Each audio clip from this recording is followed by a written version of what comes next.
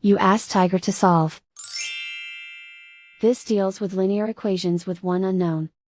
The final result is x equals -13/3. Let's solve it step by step. Simplify the expression. Multiply the coefficients. Simplify the fraction. Group all constants on the right side of the equation. Subtract 13 from both sides. Simplify the arithmetic.